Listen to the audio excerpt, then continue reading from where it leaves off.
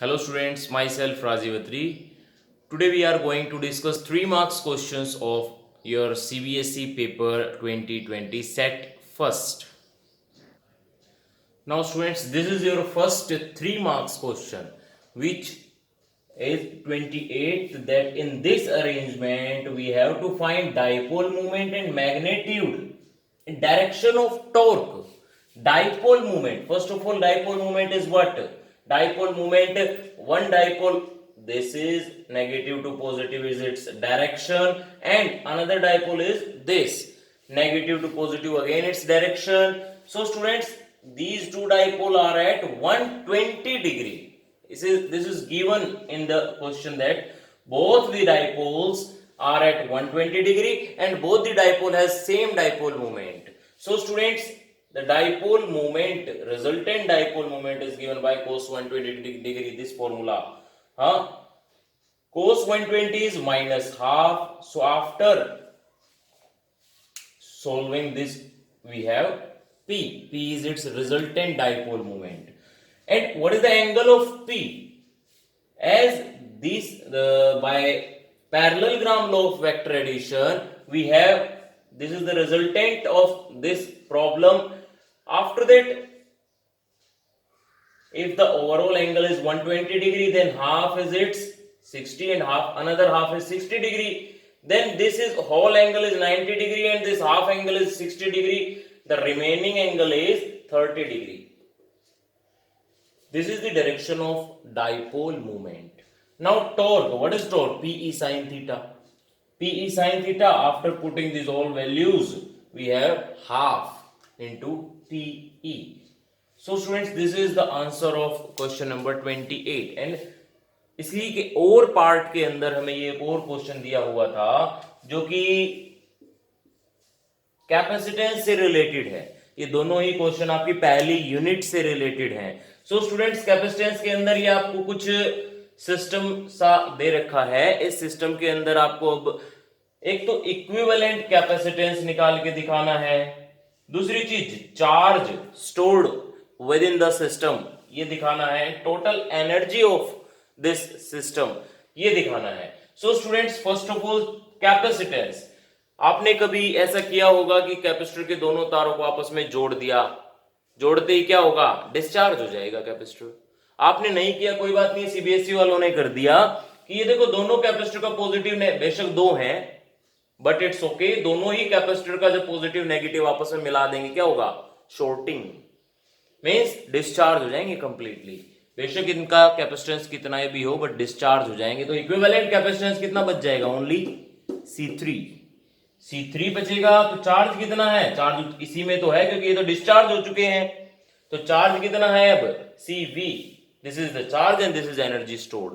सबसे main logic जो हमें इस्तेमाल करना था वो ये था कि टोटल चार्ज कितना, टोटल कैपेसिटेंस कितना होगा? ये तो शॉर्टेड हो जाएंगे, तो ये तो कैपेसिटेंस के अंदर काउंट होंगे नहीं, बचा only C3. So C3 is the resultant capacitance. Here is your question number 29.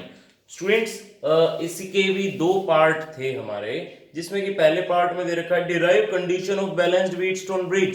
Means जो बैलेंस्ड व्हीटस्टोन ब्रिज के लिए P divided by Q is equal to R divided by S at IG is equal to 0, ये condition हम पढ़ते आ रहे हैं. इस condition को डिराइव करवाना था, जो कि मैंने नहीं करवाया, बिकॉज आप अगर पास आउट हो चुके हो तो भी आपको पता है कितना सिलेक्टेड क्वेश्चन रह चुका था, और अगर आप न्यू स्टूडेंट हो, अपनी सिर्फ तैयारी करने के लिए देख रहे हो, तो भी आपको पता है कि ये सिलेक्टेड क्वेश्चन है. सो ये जो डेरिवेशन है ये बहुत बेसिक सा डेरिवेशन है व्हीटस्टोन ब्रिज की, जो ये इक्वेशन का प्रूफ है बाय किरचॉफ्स रूल, बहुत बार पढ़ाया जाता है. सो आपको ये नॉलेज होगी. आफ्टर दैट इसी के सेकंड क्वेश्चन में दे रखा है draw the circuit diagram of meter bridge to explain how it based on Wheatstone bridge. ये सर्किट डायग्राम मैंने ड्रॉ किया और आपको ये समझाना है कि अब ये कैसे बेस करता है व्हीटस्टोन ब्रिज पे. ये जो गैल्वेनोमीटर है बीच वाला पार्ट, ये इसको व्हीटस्टोन ब्रिज का जो प्रैक्टिकल फॉर्म है वो बनाता है. जैसे कि रेजिस्टेंस बॉक्स ये नॉन रेजिस्टेंस होता था, जो कि यहाँ पे क्या है? P. X अननोन रेजिस्टेंस है, जो कि यहाँ पे कौन है? Q. आफ्टर दैट ये जो कांस्टेंटन और मैंगनीन की वायर होती है, ये वायर हाई रेजिस्टिविटी की होती है. इसकी ये जो L लेंथ वाली वायर है, जो ये रेजिस्टेंस क्रिएट करेगी वो resistance R, and after that ये जो 100 माइनस L लेंथ वाली वायर है ये जो भी रेजिस्टेंस क्रिएट करेगी वो S। इसको कांस्टेंटन और मैंगनीन की इसीलिए बनाया जाता है ताकि उनकी रेजिस्टिविटी हाई होती है और हमें ये सब काम करने में रेजिस्टिविटी का ही बेसिक रोल होता है। हाँ, दैट्स व्हाई ये जो L लेंथ की वायर है, जो 100 माइनस L लेंथ की वायर है, ये कोई सिग्निफिकेंट रेजिस्टेंस आपको दे, दैट्स व्हाई हम ये वायर ऐसी यूज करते हैं। आफ्टर दैट आपके पास इसी के 30th क्वेश्चन था कि ये जो ग्राफ दे रखा है इस ग्राफ के अंदर आपको क्या बताना था, find the capacitance of capacitor. ये कैपेसिटर का ग्राफ है जिसमें XC कैपेसिटी और रिएक्टेंस एंड फ्रीक्वेंसी के बीच का वेरिएशन दिखा रखा है। सो स्टूडेंट्स, इस वेरिएशन के अंदर कोई भी एक पॉइंट उठाओ, मैंने यहां पे 100 हर्ट्ज फ्रीक्वेंसी वाला पॉइंट उठाया जो कि XC = 6 पे था। ये वाला पॉइंट मैंने इसलिए उठाया क्योंकि यही नेक्स्ट वाले सॉल्यूशन में भी देना था, दैट्स व्हाई मैंने यही पॉइंट यहां पे उठा लिया। आप कोई भी उठा सकते हो, उसी के बेसिस पे ये जो ग्राफ है, ग्राफ इन्हीं वैल्यूज से लेके हमने बना रखा है, दैट्स व्हाई हम कोई भी वैल्यू उठा सकते हैं, सेम वैल्यू निकल के आएगी। बस फॉर्मूला मैंने आपको दिया है, वैल्यूज पुट करके खुद निकाल सकते हो। आपको पता है कैपेसिटिव रिएक्टेंस क्या होता है, 1/ωc, and what is omega, 2πν। क्यों ओपन करना पड़ा, क्योंकि मेरे पास फ्रीक्वेंसी की रेंज दी हुई थी। Okay, now in next part आपको दिया हुआ है कि an ideal inductor has the same reactance at 100 hertz frequency. 100 hertz frequency पे जो रिएक्टेंस कैपेसिटर की थी वही रिएक्टेंस एक इंडक्टर भी शो कर रहा है, तो अब उस इंडक्टर का इंडक्टेंस निकाल के दिखाओ। सो स्टूडेंट्स, फ्रीक्वेंसी 100, इंडक्टेंस जो भी इंडक्टिव रिएक्टेंस था वो कैपेसिटिव रिएक्टेंस के बराबर है इस ग्राफ के अंदर 100 हर्ट्ज की फ्रीक्वेंसी पे। तो L निकालना था। अब आपको पता है XL = ωL और ओमेगा = 2πνL।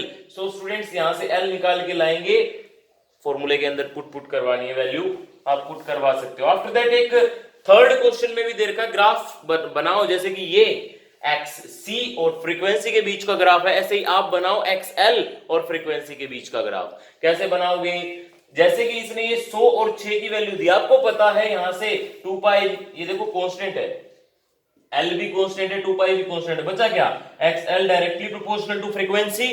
सो स्टूडेंट्स, हम ये कह सकते हैं कि डायरेक्टली प्रोपोर्शनल है, और डायरेक्टली प्रोपोर्शनल ग्राफ कैसा बनता है, स्ट्रेट लाइन।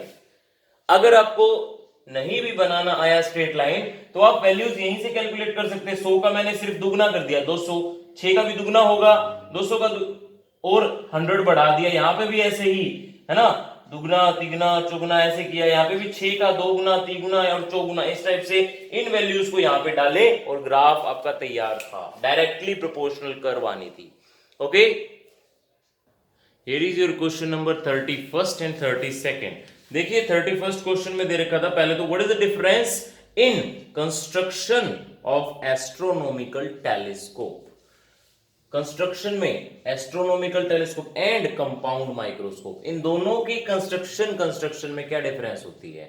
कंस्ट्रक्शन में ऑब्वियसली दो लेंसेज लगे होते हैं जो कि मूवेबल रैक से अटैच होते हैं, मींस जो फार अवे भी जा सकते हैं एंड नियर एक दूसरे के पास में भी आ सकते हैं। बट एस्ट्रोनॉमिकल टेलीस्कोप में ऑब्जेक्टिव लेंस लार्जर होता है, आईपीस लेंस स्मॉलर होता है, एंड कंपाउंड माइक्रोस्कोप में इसका उल्टा। इसके बाद ये गिवन था, फोकल लेंथ दे रखी है ऑब्जेक्टिव की भी आईपीस की भी, ठीक है, कंपाउंड माइक्रोस्कोप के केस में है ये।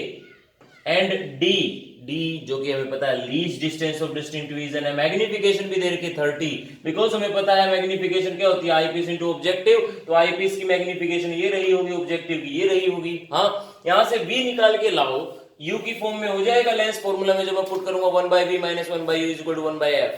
फोकल लेंथ गिवन है 1/v, v को अगर मैं u की फॉर्म में ले आऊं तो मेरी वहीं से इक्वेशन आएगी और u इक्वेशन कंप्लीटली u की फॉर्म में रहेगी। उसके बाद आपको कैलकुलेशन की हेल्प से, वो आपकी कैलकुलेशन है जितनी अच्छी है, u निकाल के लाना है एंड v ऑटोमेटिकली निकल जाएगा। यहाँ पे पुट करने के बाद u की वैल्यू यहाँ पुट कर दो, v आ जाएगा। यही दोनों चीजें निकालनी थी। बोला था ऑब्जेक्ट कहां पे रखूं, ऑब्जेक्ट कहां पे रखोगे कि ये मैग्निफिकेशन आ जाए आपकी, तो ऑब्जेक्ट यहाँ पे रखो।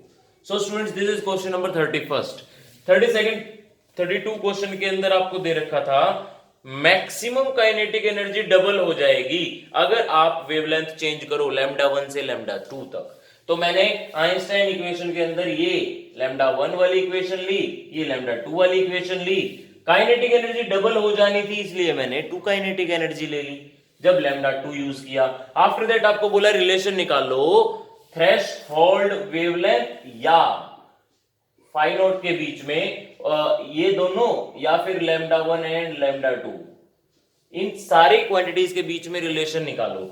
So students after elimination method, देखो 2 से मल्टीप्लाई कर दो ऊपर वाली टर्म को और फिर इसमें से सब्ट्रैक्ट कर दो, क्या आएगा, ये रहा। इसके बाद ये या तो ये टर्म यहां तक छोड़ दो, इसके बाद या तो एलसीएम लो और फाई नॉट को भी खोलो, H C by lambda naught, lambda naught H C से H C cancel, after that ये रिलेशन भी आपका आंसर हो सकता था। सो स्टूडेंट्स ये